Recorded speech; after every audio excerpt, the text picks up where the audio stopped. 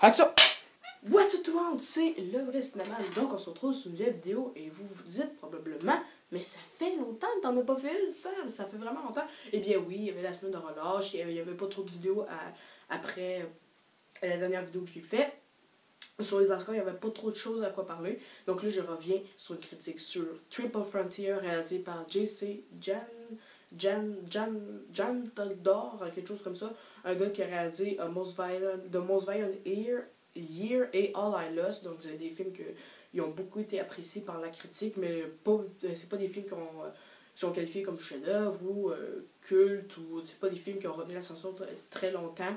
Et voilà, c'est ça. Donc, c'est des films que j'ai moi-même pas vus. Donc, c'est avec ce film que je découvre ce réalisateur. Et le scénario est écrit par Mike Ball et le réalisateur lui-même, J.C. Janda. Frontier raconte celle à la frontière entre le Paraguay, le Brésil et l'Argentine. 5 amis réunis vont voir leur loyauté remise en question lorsqu'ils doivent faire tomber un baron de la drogue sud-américain, ce qui ne sera pas sans de très lourdes conséquences. Dans le fond, Triple Frontier est un film que j'attendais beaucoup à cause de son cast 5 étoiles avec Ben Affleck, Pedro Pascal, Oscar Isaac, Charlie Hunnam et Gareth Edlund, ouais, voilà. Donc j'attendais beaucoup ce film-là. Et il allait avoir une belle réal aussi. Je trouvais qu'il avait l'air d'avoir une belle réalisation et ça avait l'air d'être un film totalement nouveau et différent des autres films d'action normales. Et je trouvais que c'était fait avec des belles scènes d'action. Bref, j'attendais beaucoup de Triple Frontier et ça va prendre balance avec Master of War de Bob Dylan en fond. Était super bonne. Donc j'attendais beaucoup de Triple Frontier. J'avais très hâte qu'il sorte. Et le voilà qu'il est sorti sur Netflix. Donc pour ceux qui veulent l'écouter, avant que je commence mon avis, le film est sorti sur Netflix le 13 mars dernier. Donc maintenant, au moment que je vous parle, le film est disponible sur Netflix. Donc à ceux que ça intéresse. Et voilà, maintenant je vous laisse avec un extrait et on se revoit sur la vie. Ciao! T'as vu le bordel qu'on a foutu, ça se fait pas. On laisse pas un merdier pareil. Y a pas que l'argent de L'Oréal. Y a plein d'autres gens qui vont en avoir après vous. Il nous a menti. Ça sera pareil dans toutes les villes. Y a pas 36 solutions. C'est toujours un peu plus compliqué que prévu au final. On peut plus faire marche arrière. Tu traces ici, on va tous y rester. Larguez le filet. Est-ce que j'ai aimé Triple Frontier? Eh bien oui, j'ai aimé Triple Frontier de J.C. Janda. Et pour ça, pour plusieurs raisons.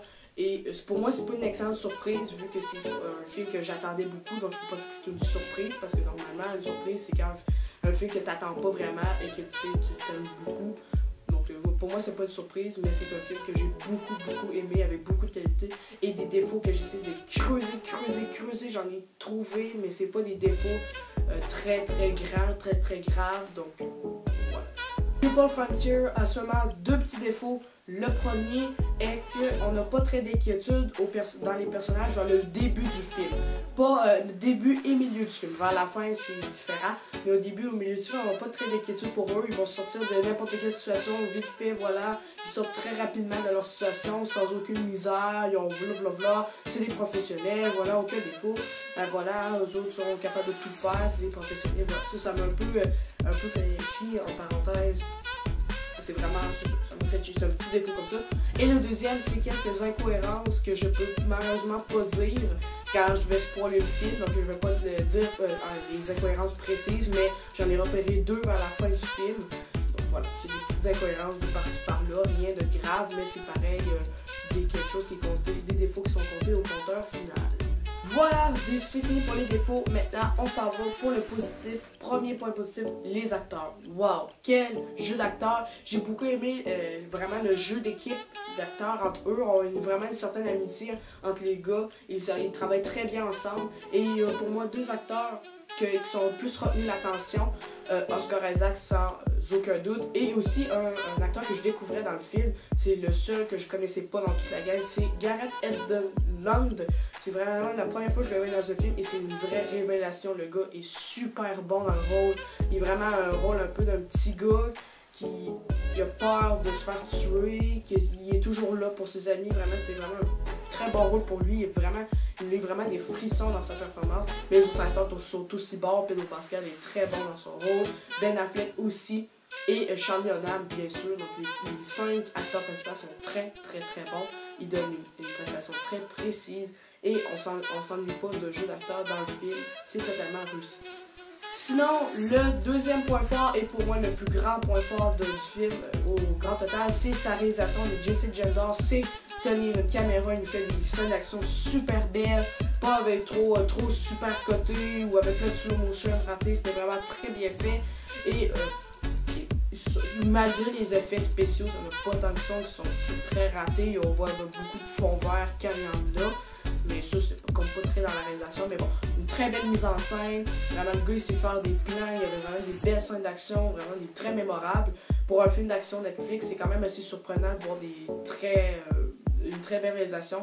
Je dis pas que c'est rare, mais c'est vraiment comparé au cinéma moderne, au cinéma d'auteur.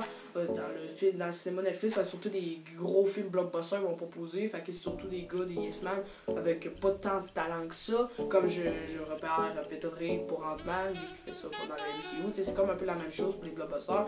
Mais lui, il nous livre vraiment un très bon film d'action avec des très belles scènes d'action. Pour vrai, ça a été un des meilleurs films Netflix les plus bien réalisés niveau scène d'action et une belle mise en scène. Donc Jesse Gendor, j'ai plus le goût d'écouter sa filmographie après avoir vu ce film. Troisième qualité, je vais mettre le scénario. Mark Ball et Jesse Gendor font un scénario très mémorable. J'ai trouvé le film très inventif. C'est pas un film, c'est un film très original. C'est pas un film qu'on va voir souvent dans le cinéma d'action moderne. Vraiment une belle histoire et comment la fraternité est écrit, c'est très bien. On voit vraiment une fraternité entre tous les personnages. Les personnages sont super bien développés. Mais comme je vous ai dit dans les défauts, on n'a pas d'inquiétude pour eux au début et au milieu du film. Mais à la fin, il va comme avoir une raison tout au complet de leur mission. C'est comme vraiment bien réussi vers la fin. On va comme toutes les pousser à level up dans le niveau inquiétude et tout. Ça va être vraiment hot. Il va y avoir vraiment des situations, le film m'a surpris aussi. Il y avait des situations que je m'attendais pas du tout à venir.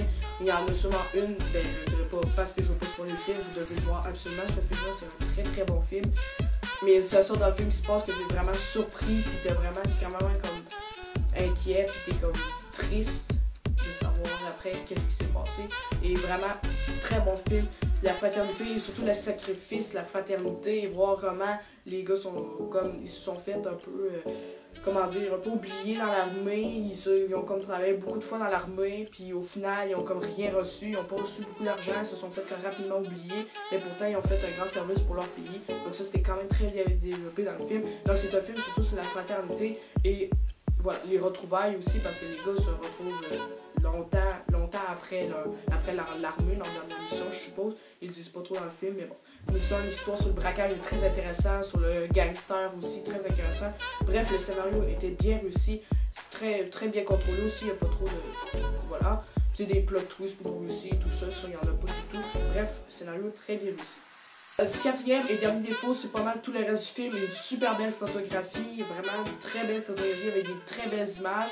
On a aussi les décors, le film aussi qui est situé, ça nous donne des très beaux décors, un très beau paysage. Donc Jesse Gendor, en réalisation, va nous proposer plus de plans paysages, des fois des montagnes, parce que le film se passe au Mexique, Brésil un peu, on y parle de la cordillère des Andes qui se passe dans le Chili, un peu sur le côté est du Brésil, je veux dire de l'Amérique du Sud dans le fond. Bref, on va au Brésil, il y a la jungle aussi qu'on va plus traiter, les petits villages pauvres, pas style dépotoir, là. Pas bidonville, mais plus des styles, vraiment des petites villes de petits gens qui sont très pauvres. J'ai vraiment bien aimé les décors, les détails, les maquillages, bref, tout le reste, les équipements dans l'armée, vraiment, on va remettre les gars qui ont été dans l'armée avec leurs équipements, leurs chandails par balle. Bref, tout ça, c'est des petits détails de rien du tout, mais c'était tout bien réussi. Et bien voilà, c'est tout pour cette critique de Triple Frontier. J'avais pas rien d'autre à dire. Le film est surprenant, excellent. Très bon divertissement avec des scènes d'action. Le temps passe super vite. Les 2 heures, ils passent super vite que j'en voulais même plus à la fin. Il n'y a pas beaucoup de défauts. Il y en a peut-être seulement 2 et j'ai creusé, j'ai cherché. C'est vraiment 2 petits défauts que j'ai trouvé sur le reste. C'est super parfait. Donc, le film, c'est surtout un coup de cœur. Et je vais lui donner un gros 9.5 sur 10. Je vais dire maintenant que c'est un excellent film parce que beaucoup de gens me reprochent, me disent que c'est des chefs-d'œuvre et que là, blablabla, ça m'y aide. Bref, je vais dire que c'est un excellent film. Bref, on va mettre ça comme ça. C'est pas un chef-d'œuvre, voilà, on va le clarifier, mais c'est un excellent film. C'est un des meilleurs films de cette année 2018, de cette année 2019 qui a été fait. Il y en a seulement 2 à date dans mon top, c'est pas énormément, mais bon. Voilà, c'est vraiment un très bon film, j'ai beaucoup apprécié, bonne scène d'action, aucune longueur, jeu d'acteur super bon et super mémorable. Bref, ce film, Netflix, je vais m'en rappeler pendant un méchant bout.